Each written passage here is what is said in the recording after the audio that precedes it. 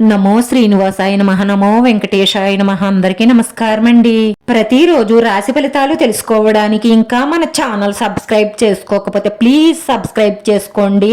Like చేసి మీ పూర్తి support మన శ్రీనివాస ఛానల్ కి ఇవ్వండి. ఈ వారం రాశి ఫలితాలలో గోచార్య రీత్యా వృషభ రాశి వారు ఎటువంటి శుభాశుభ ఫలితాలను పొందుతారో తెలుసుకోవడానికి ఈ మన వీడియోని ఎక్కడా స్కిప్ చేయకుండా చివరి వరకు చూడండి. మీకంతా మంచే జరుగుతుంది.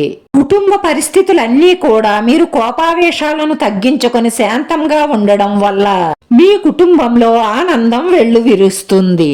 కొన్ని ఆర్థిక సమస్యలతో సతమతం అవుతారు. ఈ సమయంలో నూతన కార్యక్రమాలు ప్రారంభించకుండా ఉండడమే మంచిది. ఆత్మీయుల సహాయ సహకారాల కోసం సమయాన్ని వెచ్చించవలసి ఉంటుంది.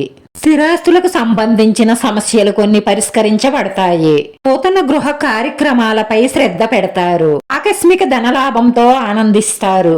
వారానికి ఒక్కసారైనా దైవ దర్శనం చేసుకుంటూ ఉండండి. మీకున్న ఆటంకాలన్నీ తొలగిపోతాయి. కొత్త వ్యక్తులను గుడ్డిగా నమ్మి మోసపోకండి. చెడు స్నేహాలు, అక్రమ సంబంధాలు, చెడు అలవాట్ల వల్ల అపరిదిష్టపాలు కాకుండా మిమ్మల్ని మీరు కాపాడుకోండి.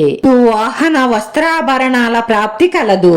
మీ కుటుంబ సభ్యులతో లేదా బంధుమిత్రులతో విందు వినోదాల్లో పాల్గొంటారు. అలాగే టూర్లు వెళ్తారు. తీర్థయాత్రలు సందర్శిస్తారు.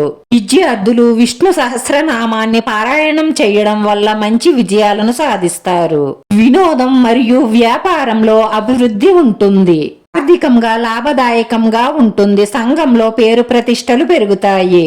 నిరుద్యోగులు ఇంటర్వ్యూలలో విజయాలను సాధిస్తారు. ఈ రాశి వారు వెంకటేశ్వర స్వామి సుప్రభాతం వినడం కానీ చదవడం కానీ చెయ్యడం వల్ల అన్ని రంగాలలోనూ విజయం సాధించి ప్రగతిని సాధిస్తారు. ప్రయాణాలలో అతి జాగ్రత్త మెలకువ అవసరం.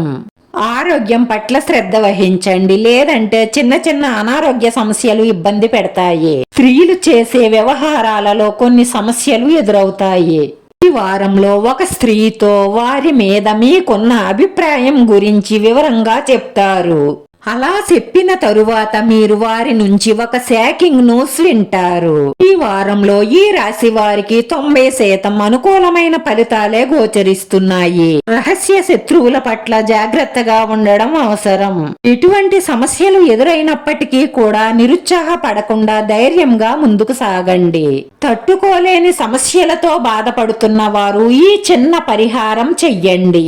5 గద్దముక్కు కాయలు తీసుకోండి. ఎర్రటి బట్టలో మూట కట్టండి. అనే మీరు పూజ పూర్తి చేసుకున్న తరువాత ధూపం వేసేటప్పుడు ఆ మూటకు కూడా ధూపం వేసి ఆ మూటని మీ సింహద్వారం ముందు వేలాడదీయండి. ఇలా చెయ్యడం వల్ల మీకున్న ఆటంకాలన్నీ దూరమైపోయి మనసులో ఉన్న మంచి కోరికలన్నీ నెరవేరి మానసిక ప్రశాంతత లభిస్తుంది. వీడియో నచ్చితే లైక్ చేయండి, షేర్ చేయండి. ఈ లైక్ మాకు ఎంతో విలువైంది. మీరు లైక్ చేయడం వల్ల ఈ వీడియో ఇంకొంతమందికి చేరుతుంది. మన శ్రీనివాస ఛానల్ ని ఆదరించండి. అందరికీ ధన్యవాదాలండి. నమో వెంకటేశాయ నమః.